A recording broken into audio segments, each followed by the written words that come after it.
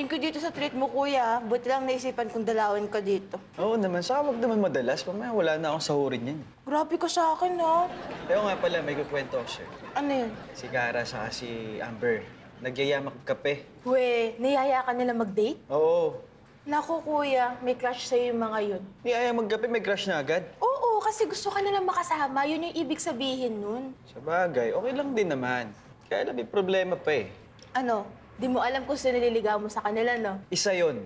Naku, hindi na problema yung kuya. Eh, ano pa yung isa? Eh, pareho sila Inglesera eh. Hirap nila kausap. Yan ang problema. What you mean?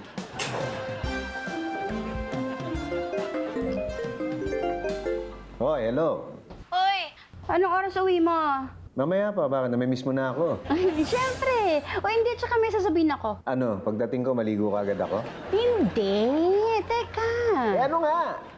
Kasi nung nabanggit mo sa akin yung tungkol dun sa Mami Chopaw na isang araw, parang lalo kong na-miss. Pwede bang dalan mo ako mamaya pag uwi mo? Teka, akala ko ba kakain tayo doon pag maluwag na schedule ko? Pero sa isang linggo pa yun eh. Parang gusto ko nang kumain ngayon. Ah, talaga? Sige na. Umuwi ka maaga tapos uwian mo ako. Teka, dalawa pa ang meeting ko mamaya eh. Hindi ko sigurado kung anong oras ako makakauwi. Baka gabihin ako eh. Kainis naman eh. Ngayon lang naman ako nag-request. Hindi, ganito na lang. O-order na lang ako tapos papadeliver ko dyan para makakain ka na ngayon. Ay! Sige. Oh, pwede na akong gabihin ng uwi, ah.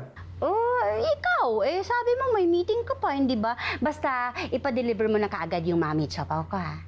Bira naman, no? Kanina gusto mo ako umuwi na maaga. Ngayon okay na dahil mapagkain ka na. Hindi, ito naman. Siyempre, pag ginabi ka, mamimiss din kita. Mami Miss o Mami Siopaw? Buti tapos na yung mga seminar mo, no? Tsaka tapos na rin yung mga meeting ko. Saka matutuloy na tong dinner natin kasama yung kliyente. Uy, problema ka ba? Wala. Ba't tahimik mo? Pagod. Gutom.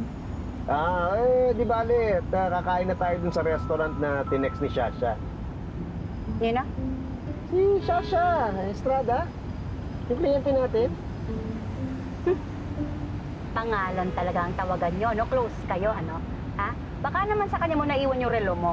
Teka, grabe ka naman. Ba't naman napunta dun yung usapan? Pambihira ka naman. Alam mo na, isang araw ka pa ganyan. May problema ba tayo? Ewan ko sa'yo.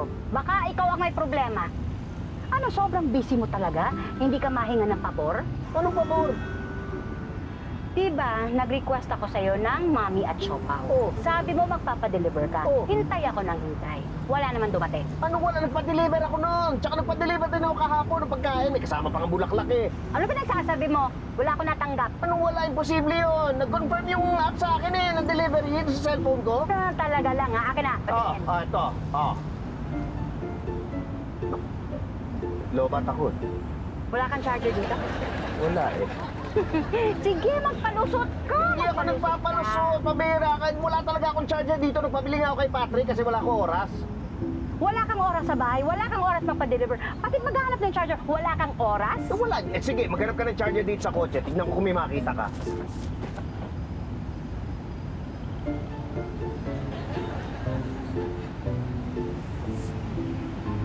Ano to?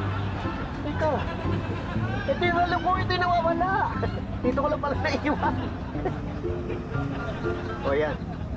May oras na ako.